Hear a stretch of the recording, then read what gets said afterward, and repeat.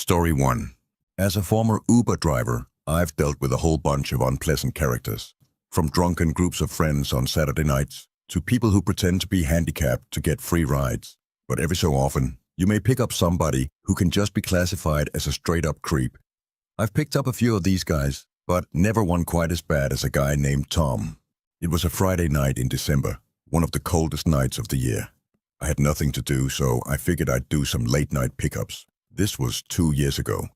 I was 18 and had a new Honda Accord. My parents kind of spoiled me a bit. I was a very skinny 18-year-old though. That's why my dad told me to always keep a blade in my car, because you never know what kind of nuts are getting into the car. A guy named Tom popped up a couple of miles away by a major shopping area. I responded to his request and started driving in that direction. I pulled up in front of the shopping center, where I saw a group of teenagers hanging out. It looked like trouble. I hoped this Tom guy wasn't part of this group. A bunch of them looked at me in my car as I slowly passed.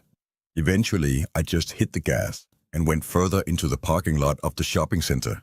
I did 2 laps around the whole parking lot until I finally noticed through my left mirror somebody approaching my car from behind. I rolled down my window and called out, "Tom," and he called back, "Yes." I told him to hop in.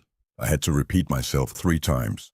And given that all I was saying was hop in very clearly, made the situation very weird from the start.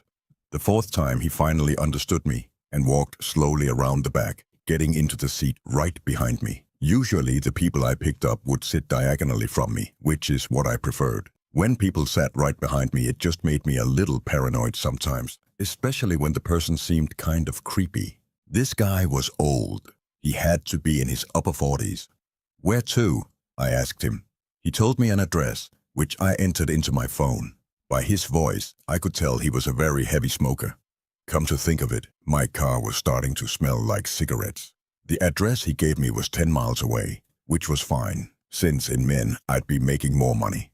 I tried making small talk initially, which didn't work out too well. Like if I would ask him a yes or no question, sometimes he'd just mumble, and any other questions led to dry responses. I stopped talking when he completely ignored one of my questions. That was within just 5 miles. There was still 5 to go. By the 6-mile mark, things started getting uneasy in there. I was afraid to look into the rearview mirror because I was so sure that he was staring at me. I took a quick half-second glance and, sure enough, I was right. He was, in fact, staring at me. My body forced my foot down heavier on the gas. I wanted this ride to be over sooner. By the 8-mile mark, I started to realize that we were in the middle of nowhere. We were on basically a deserted street with woods on either side and occasional buildings. I was growing suspicious now as to where this address he told me actually was. So, while driving, I dragged my finger across my phone to slide the map in the direction of the address. It seemed to lead to a dead-end street with no surrounding streets nearby. I was getting more and more nervous with each passing minute now.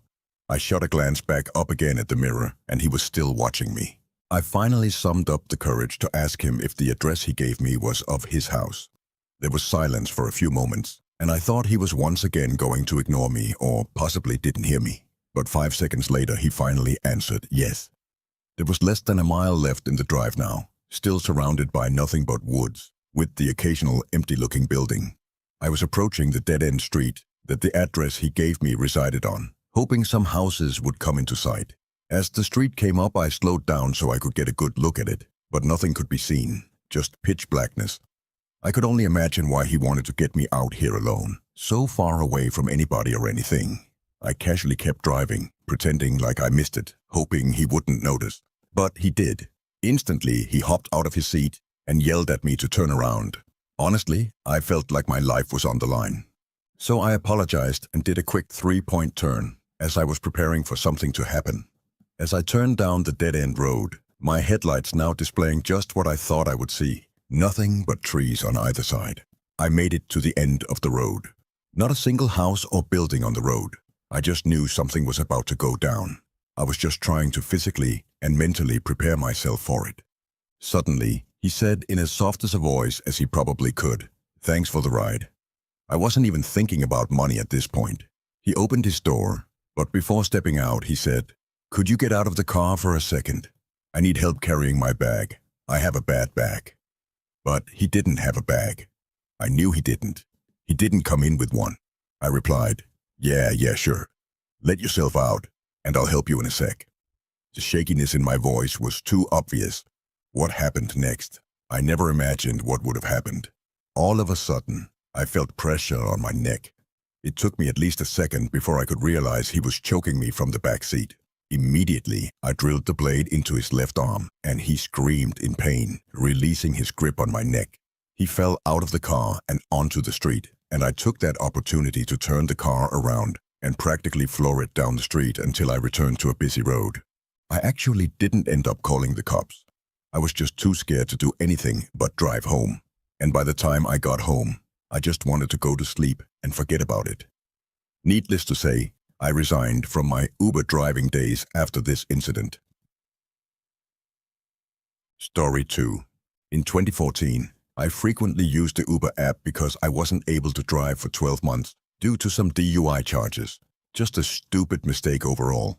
There's this nightclub bar in my town that I would sometimes go to on the weekends with my friends. Sometimes I would get a ride home with a designated driver if we had one, and sometimes we would catch an Uber. This night, I wasn't feeling too great, so I left a little early. It was somewhere between 1 o'clock and 2 o'clock in the morning, and it was way too cold to walk home, so I called for an Uber. A guy nearby named Alex popped up, and I got to be honest, he was a little creepy looking.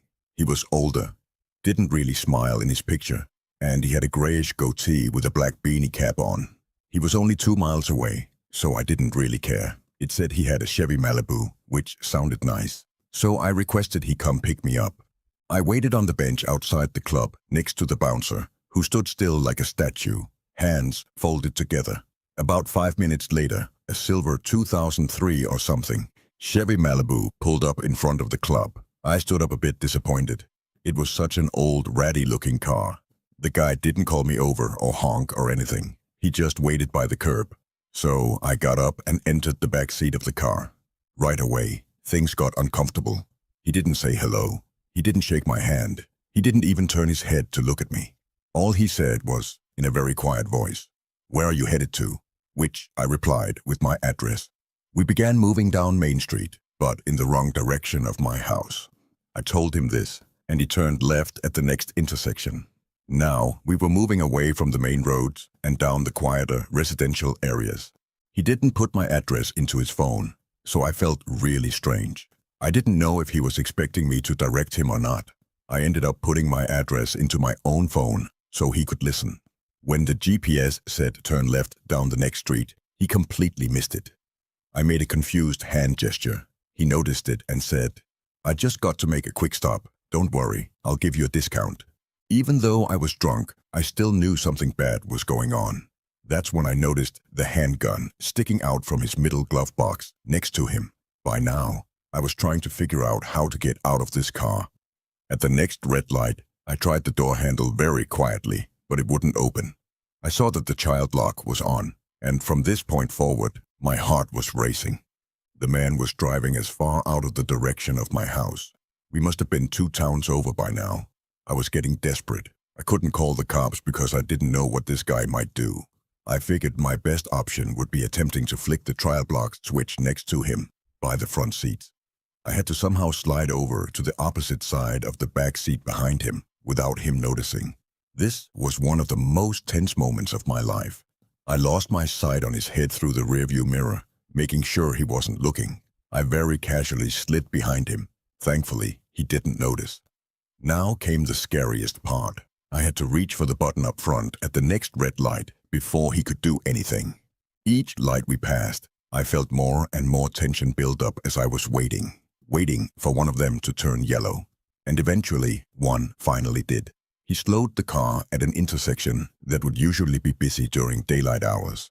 It was a perfect escape point. The car came to a stop.